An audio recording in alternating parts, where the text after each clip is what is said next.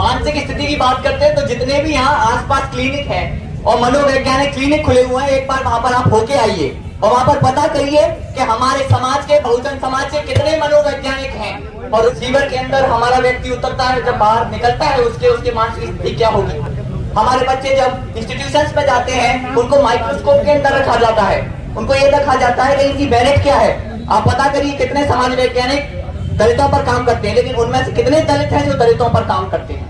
अक्सर ब्राह्मण लोग आते हैं हमारे पास, हमारा सर्वे ले जाते हैं, हमारे ऊपर रिसर्च करके पीएचडी हासिल कर लेते हैं।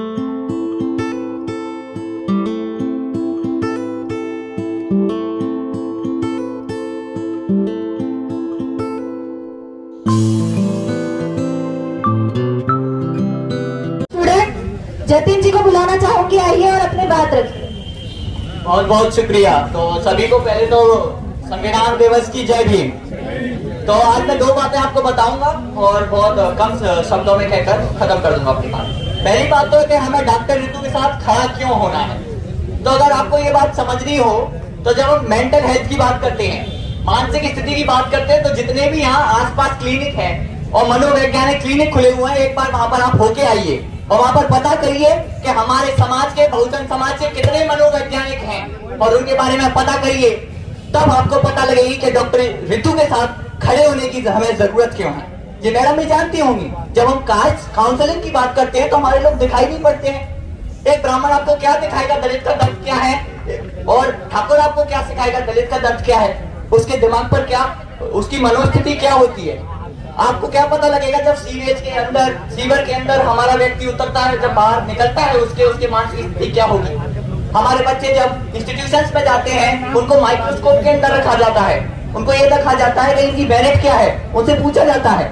हो सकता है मैडम के साथ भी ये हुआ होगा, मेरे साथ होता है, आपके साथ कभी न कभी हुआ होगा। जब आप ऑफिसों में कर्मचारी होते हैं तो कहते हैं ये तो आरक्षण वाला है, ये तो कोटे वाला है, इस प्रकार की स्थिति। इससे सिर्फ आपके आर्थिक उस पर इफेक्ट नहीं होता है, इससे आपकी मानसिक स्थिति पर भी इफेक्ट होता है। और ये मैडम बखूबी जानती है क्योंकि मैडम मनोवैज्ञानिक पढ़ी हुई है। आप पता करिए कितने समाज वैज्ञानिक दलितों पर काम करते हैं, लेकिन उनमें से कितने दलित हैं जो दलितों पर काम करते हैं। अक्सर ब्राह्मण लोग आते हैं हमारे पास, हमारा सर्वे ले जाते हैं, हमारे ऊपर रिसर्च करके पीएचडी हासिल कर लेते हैं और एसोसिएट प्रोफेसर बन जाते हैं। और हमारे लोग हमारे खुद की स्टडी क्यों नहीं कर पा रहे हैं, इसका प्रश्न हमें पूछना पड़ेगा, क्योंकि हमारे को रोकने के लिए जगह जगह पे हर इंस्टीट्यूशन में लोग बैठे हुए हैं। अब दूसरी बात बताऊंगा कि हमें संविधान बचाने की जरूरत क्यों है। जब हम ये समझ चुके हैं कि हमारी दलित महिला, हमारी डॉक्टर रितु के साथ जब इतनी पढ़े लिखी होने पर, इतनी मेरिटोरियस होने पर भी इतना अन्याय हो सकता है, तो अगर कोई बच्चा थोड़े बहुत कम नंबर लाकर भी इंस्टीट्यूशन में पहुंचता है तो उसके साथ कितना डिस्क्रिमिनेशन होता होगा।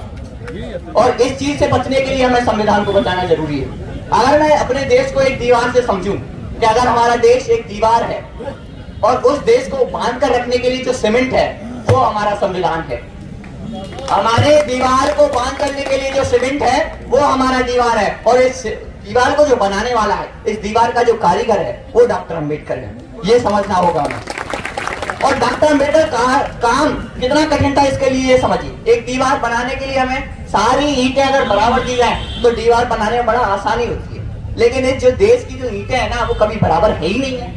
तो आपको पता लगेगा कि इस दीवार को बनाने में कितना संघर्ष किया है बाबा साहब ने, कि हर ईंट का साइज अलग है। कोई ब्राह्मण कहता है मैं इतना बड़ा हूँ, कोई दलित छोटा सा है, उसमें बीच में मुसलमान, उसमें बीच में यादव, बीच में कुर्मी, बीच में कोई, और इन सबको जोड़ के रखना कितना कठिन काम है। और इस कठिन काम को कितना आसान काम बनाया है डॉक्टर अम्बेडकर ने।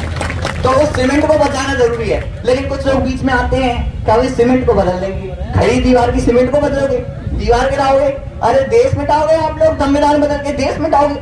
मैंने एक रिसर्च की, मैंने सोचा कि मैं भारत को समझता हूँ कि भारत है क्या चीज है जो हमें एक साथ बांधती है। मैंने शुरू किया देखकर, तो देखा कि लोग धर्मों में बटे हुए हैं, लोग जातियों में बटे हुए हैं।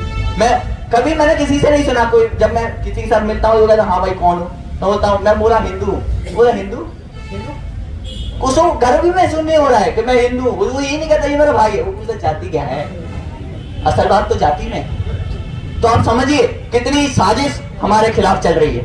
आप पुराना इतिहास देखिए, कब हम एक थे, देश की भावना ही बाबा साहब ने दी है, संविधान नहीं तो आपको एक क्या करता है। दो ही चीजें पूरे भारत में कॉमन मिलती है, कश्मीर से कन्याकुमारी तक, इधर गुजरात से अरुणाचल प्रदेश तक, एक तो सभी धर्म जातियों में लीन है, सब अपनी जाति पर दम भरते हैं। दूसरा, इस सबको भुला दिया जाए और वो बटे हुए हैं, तब जाके संविधान की हमें जरूरत पड़ती है। क्योंकि देश, भारत को भारत बनाने में संविधान की भूमिका है, भारत को भारत बनाने में बाबा साहब की भूमिका है। तो हमें उस कारीगर की बातों को याद रखना होगा। जब कारीगर ने वो दीवार सौंपी थी तो उस कारीगर ने कहा था, बाबा साहब ने कहा था कि संविधान कितना भी अच्छा हो वह बुरा साबित होगा अगर उसको लागू करने वाले बुरे होंगे, और संविधान कितना भी बुरा क्यों ना हो वो अच्छा साबित होगा अगर उसको लागू करने वाले लोग अच्छे होंगे। तो आज ये डॉक्टर रितु के साथ बुरा क्यों हो रहा है? क्योंकि उसको लागू करने वाले बुरे लोग हैं, उसको लागू करने वाले ब्राह्मणवादी लोग हैं, उसको लागू करने वाले लोग मनुवादी लोग हैं। तो हमें समझना होगा कि व्यवस्था परिवर्तन जरूरी है, और हमारे लोग जब इस व्यवस्था में जाना चाहते हैं, डॉक्टर रितु जैसे लोग जब उस व्यवस्था के अंदर घुसना चाहते हैं, अभी तक हम थे संविधान मानने वाले लोग, अब हमें संविधान को इम्प्लीमेंट मतलब संविधान को लागू करने वाला बनना होगा, डॉक्टर रितु बनना होगा, हमें डॉक्टर रितु बनना होगा। और जितने भी लोग हैं उनसे मैं आह्वान करना चाहूंगा कि संविधान लागू करने वाला बनिए। संविधान फॉलो करने वाला हमने बहुत कुछ सीख लिया है, संविधान फॉलो तो हम कर ही चुके हैं। इसी के साथ अपनी वाणी को विराम दूंगा। जय भीम, जय बिरसा, जय मूल्यवासी। आखिर में कहूंगा जो एडवोकेट साहब ने कहा था कि ये बाबा साहब की धरती है, भारत देश हमारा है। आखिर में कहूंगा कि ये डॉक्टर रितु की संघर्ष की धरती है, भारत देश हमारा है। जय भीम।